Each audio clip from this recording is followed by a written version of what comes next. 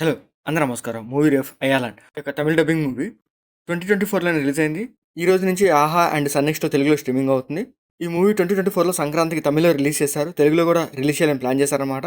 Already 2024లో 'Guntur కారం', 'నాసామి రంగ', 'సైంధవ' అండ్ 'హనుమాన్' ఇలా పెద్ద హీరో సినిమాలు ఫుల్‌గా బుక్ అవడంతో ఈ మూవీని జనవరి 26థ్ రిలీజ్ చేద్దామని ప్లాన్ చేశారు. శివకార్తిక్ హైదరాబాద్ వచ్చి ప్రమోషన్లు కూడా చేశాడనమాట. సినిమా రిలీజ్ అవుతుందని తెలుగులో.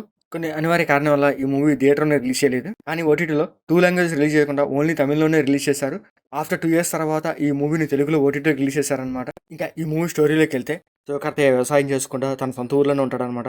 కానీ తను వ్యవసాయం చేయడం వాళ్ళ అమ్మకి ఇష్టం ఉండదు. అందుకే సిటీకి వస్తారనమాట. ఒక మిషన్ సాల్వ్ చేయడానికి అంతరిక్షం నుంచి ఒక ఏలియన్ వస్తది. శివకార్తికేయ ఆ ఏలియన్‌తో ఫ్రెండ్‌షిప్ చేస్తాడు. ఆ తర్వాత ఏం జరిగింది? అసల ఆ ఏలియన్ భూమి మీద ఎందుకొచ్చింది? ఆ మిషన్ ఏంటి అనేది ఈ మూవీ స్టోరీ అనమాట.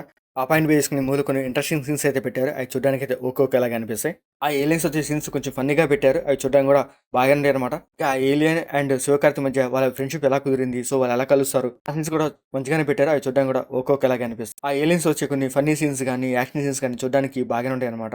మన వాళ్ళు ఇలాంటి ఏలియన్ టైప్ సినిమాలు చేసినా కూడా దాంట్లో ఒక comedy scenes, love scenes, action scenes ఇవి ఖచ్చితంగా మ్యాండేటరీగా పెడతారనమాట. దాంతో పాటు కొన్ని సాంగ్స్, రొటీన్ సాంగ్స్ అవి మాత్రం ఖచ్చితంగా ఉంటాయి. ఈ మూవీలో కూడా అలాగే ఉంటాయనమాట.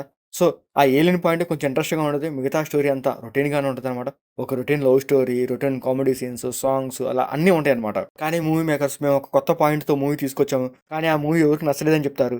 కానీ ఆ మూవీలో ఉన్న సీన్స్ అందరికి నచ్చేలాగా ఉండాలి. So, love scenes, comedy, action, drama ఇలా అందరికి నచ్చేలాగా ఉంటేనే అది మూవీ నచ్చుతుంది. దాంతో పాటు మంచి కలెక్షన్స్ కూడా వస్తాయి. ఇంకా ఈ మూవీ కూడా స్టోరీ అనేది కొత్తగా ఉంటుంది. సో, సీన్స్ అన్నీ కొంచెం రొటీన్‌గా అనిపిస్తాయనమాట. ఇంకా క్లైమాక్స్‌లో ఒక మంచి ఎమోషనల్ పాయింట్ పెట్టుకున్నారు. ఆ ఎమోషనల్ సీన్స్ అన్ని ఈ మూవీ ఎండ్ చేసేస్తారనమాట.